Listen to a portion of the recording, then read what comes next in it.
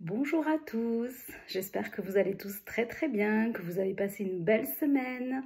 Peut-être que vous vous êtes reposés, peut-être que vous êtes partis quelques jours en famille au bord de la mer, à la montagne. Pour certains, gravir des sommets et atteindre leurs objectifs. Je pense à une amie, particulièrement Christelle, voilà. Écoutez, on se retrouve pour les énergies de la semaine du 13 au 19 mai. On va voir, comme d'habitude, 3 cartes du tarot pour voir ce que cette semaine nous réserve, quelle est son énergie, quel est le ton, sur quoi on va pouvoir se reposer, sur quoi on va pouvoir s'accrocher pour vivre une expérience, passer une expérience, ou peut-être juste aider quelqu'un qui pourra se servir de ce tirage dans sa propre vie ou pour passer sa propre semaine. Voilà, on y va. 3 cartes comme d'habitude du tarot pour cette semaine. Allez, c'est parti. Première carte, deuxième carte et troisième carte. Alors, on commence par le cavalier de denier, par l'as de bâton, et on finit la semaine avec la papesse.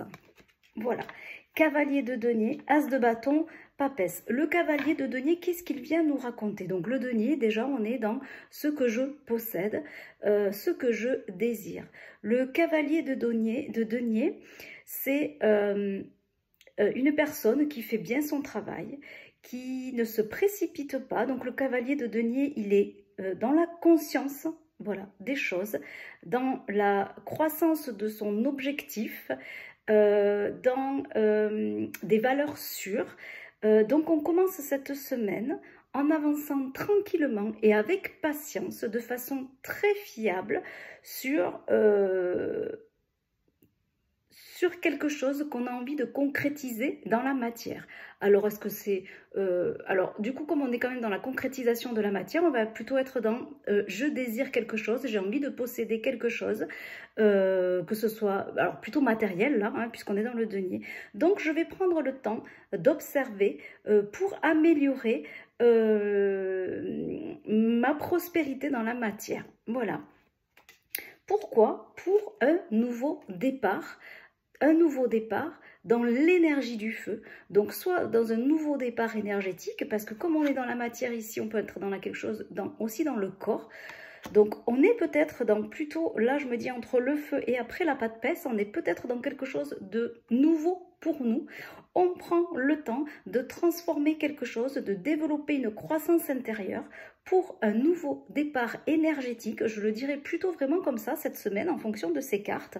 Peut-être pas forcément dans un projet, mais vraiment pour un nouveau départ énergétique pour soi, le commencement de quelque chose de nouveau, dans une nouvelle énergie pour soi et de feu. Voilà, dans quelque chose, pour entreprendre peut-être un voyage intérieur, pour arriver à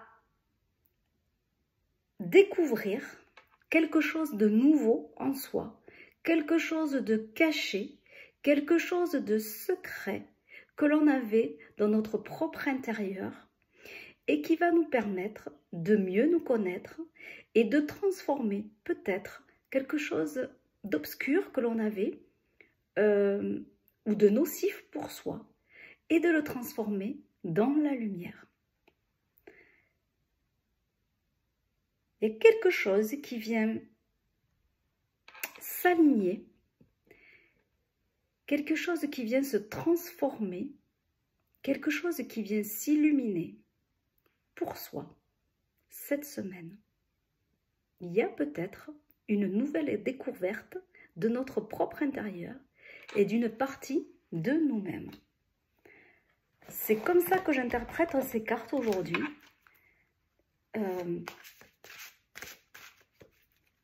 On développe un travail tranquille où on sort, où on arrive d'une période lente de transformation de notre corps, émotionnel, physique ou mental, pour démarrer avec une nouvelle énergie et on prend conscience réellement de qui on est, parce qu'on se découvre, parce qu'on a découvert une part qui avait besoin d'être nettoyée.